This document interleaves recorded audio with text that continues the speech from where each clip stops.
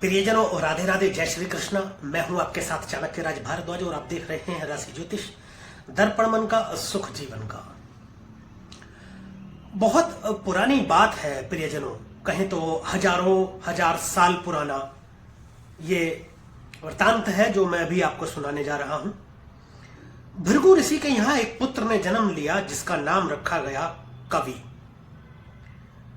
कवि जब बाल्य अवस्था से बाहर आए और शिक्षा योग्य हुए तो भृगु ने उन्हें शिक्षा ग्रहण करने के लिए ऋषि अंगिरस के आश्रम में भेज दिया। बालक कवि अंगिरस के आश्रम में शिक्षा ग्रहण करने लगा, जहां पर और विद्यार्थियों की ही भांति ऋषि अंगिरस के पुत्र जिनका नाम जीव था वह भी शिक्षा ग्रहण किया करते थे। जीव और कवि की मित्रता हो गई और दोनों लोग बाकी विद्यार्थियों के साथ शिक्षा ग्रहण करने लगे।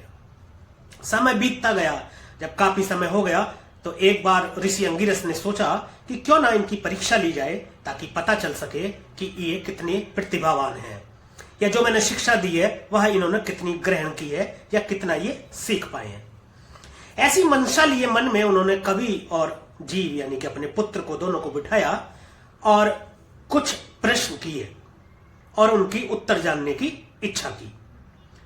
तो जैसे जैसे वो प्रश्न कर रहे थे तो जो कवि था वह बहुत सहजता से अपनी बुद्धिमत्ता का परिचय देते हुए बहुत सरलता से उत्तर देता जा रहा था, परंतु जब जीव से पूछा जाता था तो कुछ प्रश्नों के उत्तर देने में वो देर लगाता था और कुछ प्रश्नों के उत्तर वह दे ही नहीं पाता था, यानी कि सोचता रह जाता था।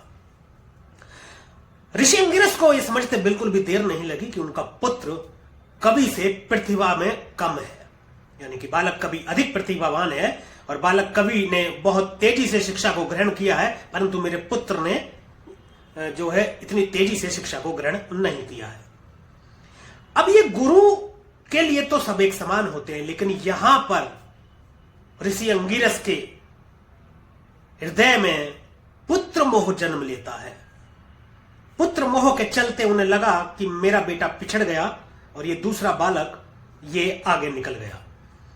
तो ऐसी मनसा से कि क्यों ना मैं अपने बेटे को इससे भी ज्यादा प्रतिभावान बनाऊं या प्रतिभावान बनाऊं, ऐसी मनसा लिए वो जीव को अलग से पढ़ाने लगे, ज्यादा पढ़ाने लगे, ज्यादा समय देने लगे।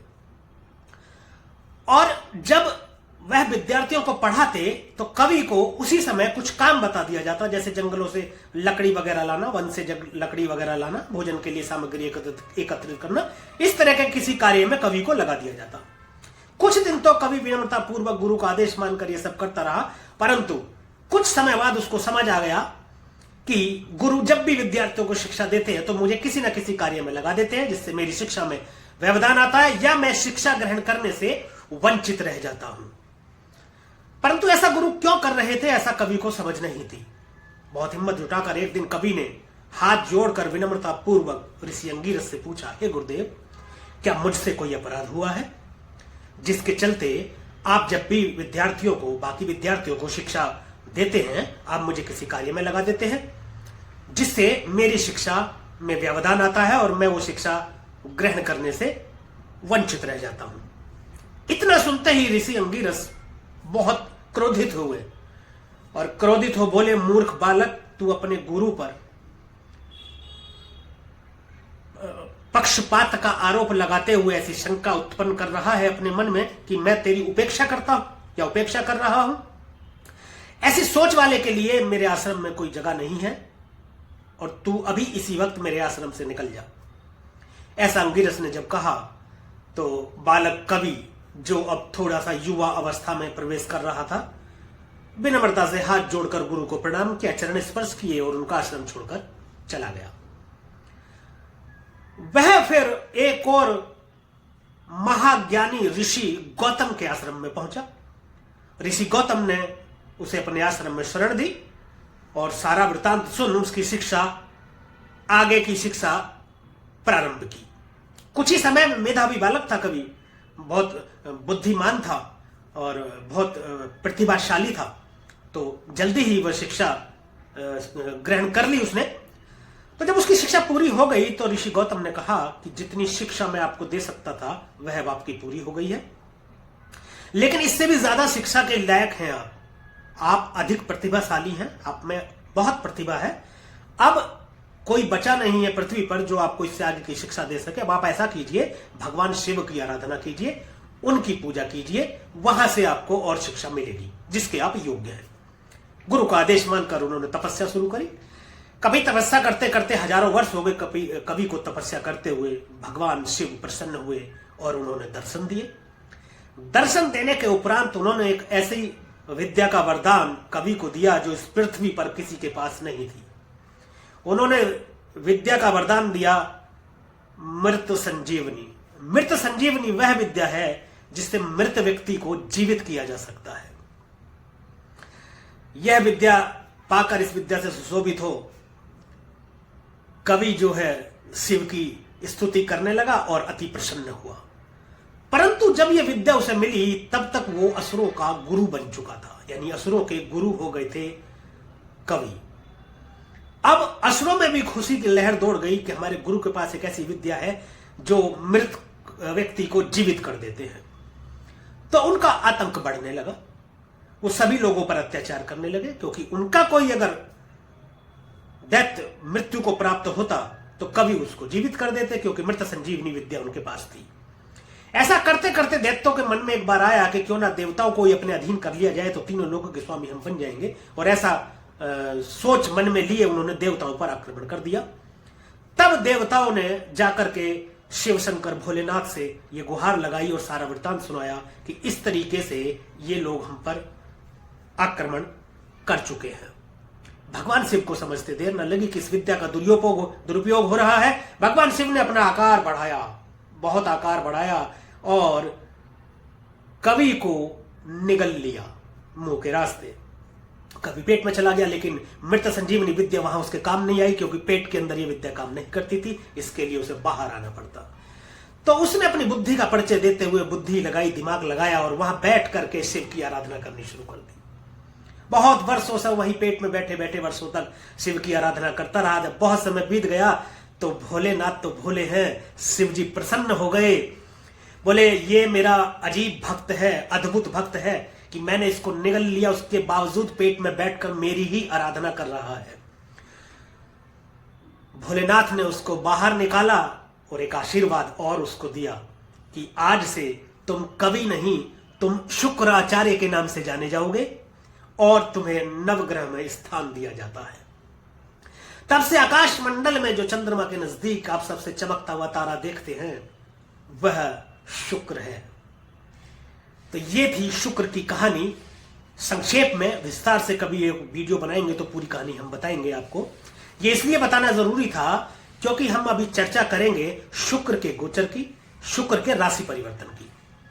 प्रियजनों, शुक्र देव ने 18 जनवरी सन 2024 को रात्रि 8:46 पर वृश्चिक राशि से निकलकर धनु राशि में प्रवेश किया है।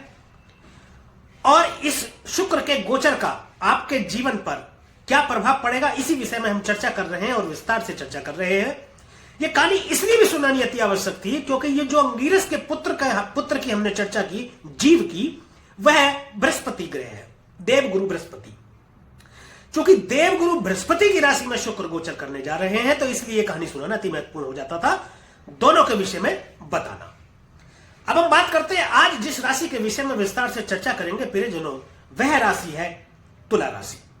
तो चलिए प्रियजनों, देर नहीं करते हैं, शुरू करते हैं। आपकी राशि से शुक्रदेव जो गोचर कर रहे हैं वह कर रहे हैं तीसरे भाव में। तीसरा भाव पराक्रम का भाव है, कम्युनिकेशन का भाव, छोटे भाई बहनों का, संघर्षों का भाव है।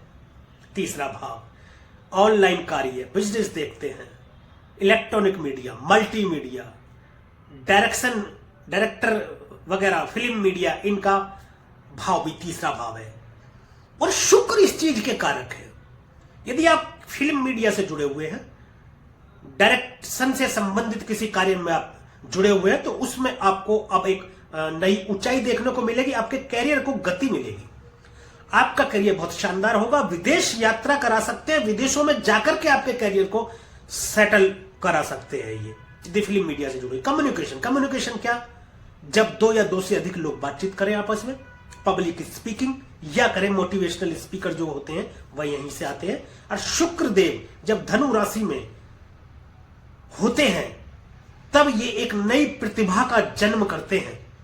बोलने की क्षमता में शानदार इजाफा होता है, शानदार बढ़ोतरी होती है और अच्छा बोलते हैं। क्योंकि शुक्र क्या है? शुक्र प्रेम है, शुक्र प्रेम है, शुक्र स्वच्छता है, शुक्र गायन, शुक्र नृत्य, शुक्र जो है एक मतलब सॉफ्टनेस लाएंगे आपके अंदर, प्रेम की वर्षा करते हैं, प्रेम के मालिक है, संपूर्ण सुखों की प्राप्ति करा देने वाले शुक्र है। शुक्र धन के कारक है, शुक्र विवाह के कारक है, शुक्र पत्नी के कारक है। शुक्र के यहां विराजमान होने से आपके छोटे भाई बहनों से भी बहुत अच्छे संबंध बनेंगे, मधुर संबंध बनेंगे। प्रेम की वर्षा करते हैं शुक्रदेव तो संबंध सुधारते हैं, अच्छा करते हैं। गुरु हैं और प्रभावशाली गुरु हैं तो अच्छा ही करते हैं। आगे चलते हैं, बात करते हैं। शुक्र आपके अष्टम भाव के स्वामी बने हैं और लग्न भाव के स्वामी बने हैं। फिर जो अष्टम भाव के स्वामी बने हैं, अष्टम भाव गुप्त रोगों का है, आयु का विचार करते हैं, मृत्यु का भाव कहा जाता है। अष्टम भाव मृत्यु का भाव कहा जाता है जहां के ये स्वामी बने हैं। तृतीय भाव मृत्यु का दरवाजा कहा जाता है। मृत्यु के दरवाजे में जाकर के बैठ गए हैं शुक्रदेव, आपके लिए कोई परेशानी 1 महीने तक आने वाली है नहीं, ये समझ लीजिए। अचानक से घटित हो जाने वाली घटनाओं के लिए अष्टम भाव जाना जाता है। अचानक से बहुत बड़े धन प्राप्ति के लिए जाना जाता है। धन के कारक शुक्र हैं, बहुत बड़े धन की प्राप्ति आपको हो सकती है। ऐसे धन की प्राप्ति जिसकी आपने कभी कल्पना नहीं की हो। कोई ऐसा धन जो आपने किसी को दे दिया हो सकता है। कई बार हम पैसा किसी को दे देते हैं, अपनी रिश्तेदारी में दे देते हैं, या हम अपने यार दोस्त को दे देते हैं, या किसी को बतौर लोन हम दे देते हैं, जो फिर पैसा हमारा फंस जाता है, वापस नहीं मिलता। कुछ ऐसा पैसा हो सकता है जिसकी वजह से आप ये मान चुके हो कि पैसा नहीं आएगा, उस पैसे के आने की अब अत्यधिक संभावना बन जाती है। और कुछ ऐसी संपत्तियां, कुछ ऐसे धन की भी आगमन की संभावना बन जाती है जो आपके दिमाग में ही ना हो, आपके जहन में ही ना हो, आपने कभी सोचा ही ना हो कि ऐसे धन की भी मुझे प्राप्ति हो सकती है। परिवर्तन का भाव है अष्टम भाव। आप नौकरी करते हैं या व्यापार करते हैं, उसमें परिवर्तन करा सकते हैं। आप कोई नौकरी कर रहे हैं, चाहे सरकारी है चाहे प्राइवेट है, उसमें परिवर्तन 2 तरीके से हो सकता है। आपकी पदोन्नति हो सकती है, या आपको उसके जो आप अभी कर रहे हैं उसके बदले में कोई दूसरा कार्य आपको मिले जो ज्यादा सैलरी मिले आपको, या वहां पर जो है आपका ओहदा भी बढ़ जाए। ऐसा परिवर्तन ये करा सकते हैं।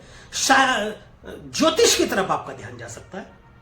गूढ़ विद्या, गूढ़ रहस्य, तंत्र, मंत्र, इनकी तरफ आपका ध्यान जा सकता है। ज्योतिष की किताबें पढ़ने में रुचि आपकी बढ़ सकती है। ऐसी वीडियोस देखने में रुचि आपकी बढ़ सकती है। ऐसा ज्ञान प्राप्ति की आपकी रुचि बढ़ सकती है और बहुत अधिक संभावना है कि आप इसकी तरफ ज्यादा आकर्षित हो। लंबी दूरी की यात्रा आपकी हो सकती है। अष्टम भाव धार्मिक यात्राओं को दर्शाता है, बट यात्रा में आपको अत्यधिक सावधानी बरतने की जरूरत है। चोट चपेट की आशंका होती है। तो देखिए, कुछ सावधानियां भी हैं और संभावना है तो फिर सावधानियां आपको रखनी है, सब ठीक होगा। लगन के स्वामी बने हैं और पराक्रम में बैठे हैं, आपके पराक्रम में वृद्धि करेंगे। लगन के मालिक पराक्रम में आकर के बैठे हैं, आपके अंदर एक नया निखार लाएंगे। आप लोगों में प्रसिद्धि प्राप्त करेंगे, लोग आपको पहचानेंगे, लोगों में आपका आकर्षण बढ़ेगा, लोग आपसे जुड़ना चाहेंगे, आपके साथ व्यापार करना चाहेंगे, लोग आपको लेकर के साथ चलना चाहेंगे, लोग आपका साथ पसंद करेंगे। लोगों को लगेगा कि मैं इनसे सलाह ले लूं या इनसे पूछ लूं। एज ए गुरु आपको मानेंगे लोग आपको एज ए गुरु देखेंगे, मार्गदर्शक देखेंगे ऐसे। उन लोगों को लगेगा कि ये मेरे को बताएंगे तो कोई सही बताएंगे या मेरे को सही रास्ता दिखाएंगे। एक ऐसी छवि आपकी लोगों के बीच में होगी। तो प्रियजनों, तुला राशि और तुला लगन के जातकों के लिए ये शुक्र के गोचर का प्रभाव। अब बात कर लेते हैं कुछ उपायों की। धर्म स्थान में जाकर के माथा आप टेकते रहें, शुक्र के अच्छे फल आपको मिलते रहेंगे। प्रतिदिन चले जाएं तो अच्छी बात है, वरना जब कभी आपको यदा कदा जब भी आपको समय मिलता है तब आप जाएं। और गाय को हरा चारा खिलाएं। ये उपाय आपको करने हैं, बाकी तो सब ठीक रहेगा। आपके लिए गोचर अच्छा है, ये ज्यादा खराब नहीं है। और थोड़ा बहुत देखिए ऊंच नीच चलता ही है। किसी की भी कुंडली में बहुत ज्यादा अच्छे ग्रह बैठे हो तब भी गोचर के चलते कुछ ऊंच नीच होती ही है, और किसी की कुंडली में बहुत ज्यादा खराब ग्रह बैठे हो तब भी गोचर के चलते कुछ ना थोड़ा बहुत ऊपर नीचे होता ही है।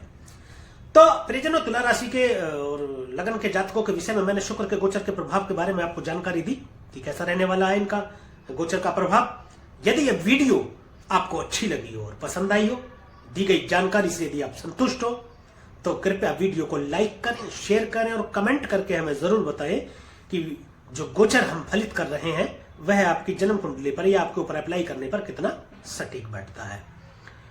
और आज के लिए, अभी के लिए बस इतना ही। मुझे दीजिए आज्ञा, मिलेंगे एक अगली वीडियो में, चर्चा करेंगे एक और राशि के विषय में, शुक्र के गोचर के प्रभाव की। तब तक के लिए परिजनों राधे राधे, जय श्री कृष्णा। और आप देखते रहिए राशि ज्योतिष, दर्पण मन का, सुख जीवन का।